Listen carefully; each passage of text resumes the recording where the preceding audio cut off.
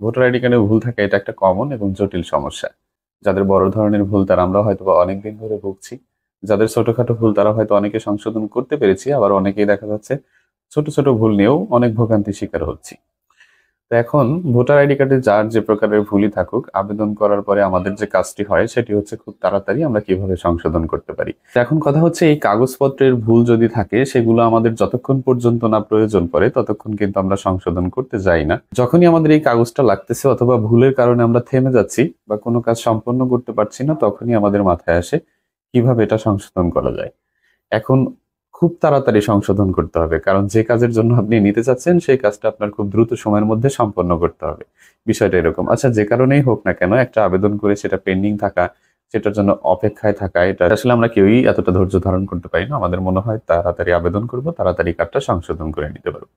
তো এখন কথা হচ্ছে আপনার আইডি কার্ডে যে কোনো ধরনের ভুল সেটা কিন্তু আপনি ১০ থেকে ১৫ দিনের মধ্যেও সংশোধন করে নিতে পারবেন যদি আপনি পদক্ষেপ গ্রহণ করেন এবং সঠিক কাগজপত্র দিয়ে আবেদন করেন। আপনার আইডি কার্ডে যত বড় ধরনের ভুলই থাকুক না কেন সেটা খুব কম সময়ের মধ্যে অর্থাৎ সর্বোচ্চ ৪৫ দিনের মধ্যে হয় রিজেক্টেড হবে, না হয় অ্যাপ্রুভড হবে। সেজন্য আবেদন করার পর আমাদের সিম্পল কয়েকটি স্টেপ গ্রহণ করতে হবে।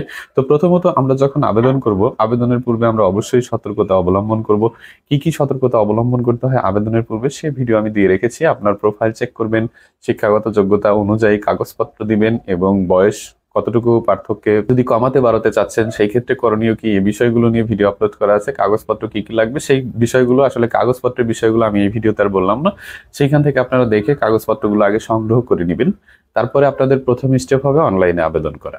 অনলাইনে আবেদন করার পরে আমাদের মধ্যে অনেকের কনফিউশন থাকে যে আমরা অনলাইন আবেদন কপিটি নিয়ে কোথায় যাব, কি করব বা ঘরে বসে থাকবো কিনা। হ্যাঁ, যদি ছোটখাটো ভুল হয়, ধরেন যে নামের আক্ষরিক বানান টানান ভুল অথবা একটু আকার ওকারের ভুল, কোনো অর্থ চেঞ্জ হচ্ছে না, ছোটখাটো এই ধরনের পিতামাতার ক্ষেত্রে বা জন্ম তারিখের ক্ষেত্রে ছোটখাটো ১-২ মাস এই ধরনের ভুল যদি আপনার ভারী কোনো ডকুমেন্টস থাকে অর্থাৎ সার্টিফিকেট ভিত্তিতে, মানে শিক্ষাগত যোগ্যতা অনুযায়ী সেই সার্টিফিকেটের ভিত্তিতে আপনি সংশোধন চাচ্ছেন, তাহলে আপনার কোথাও যেতে হবে না, আপনি ঘরে বসে থাকবেন। আর যদি কোনো জটিল ধরনের ভুল হয়, ধরেন আপনার প্রোফাইলে শিক্ষাগত যোগ্যতা আছে সেই বদলে আপনি কোড এফিডেভিট দিচ্ছেন, সার্টিফিকেট দিতে পারছেন না, অথবা বেশ কয়েক বছরের পার্থক্য, বেশ কয়েক বছর কমানো বাড়ানো লাগতেছে, অথবা সম্পূর্ণ নাম হতে পারে বড় ধরনের মেজর কোনো সমস্যা, অথবা পিতামাতার নামের ক্ষেত্রেও সম্পূর্ণ ভুল হতে পারে। এই ধরনের কেউ ভুল সংশোধন করতে চান তাহলে আবেদন করার পর প্রথমে আমাদের যে কাজটি করতে হবে, আমরা ৭ থেকে ১০ দিন অপেক্ষা করব। যদিও এতদিন লাগে না, আমরা ৭ থেকে ১০ দিন অপেক্ষা করব। আচ্ছা, অপেক্ষা করার পরে আমরা 105 এ কল করে ক্যাটাগরি জেনে নিব। কিভাবে ক্যাটাগরি জানতে হয় সে ভিডিও দেওয়া আছে, ডেসক্রিপশন বক্সে লিংক দেওয়া থাকবে। ক্যাটাগরি আবার হয়তোবা অনেকেই বুঝবেন না, ৪টা ক্যাটাগরি রয়েছে: ক, খ, গ, ঘ। আমাদের যদি কতে থাকে আমরা আমাদের উপজেলাতে সাক্ষাতে যাব, যদি খতে থাকে, গতে থাকে, ঘতে থাকে, খতে জেলা, ঘতে বিভাগীয় পর্যায়ে, ঘতে ঢাকা হেড অফিস।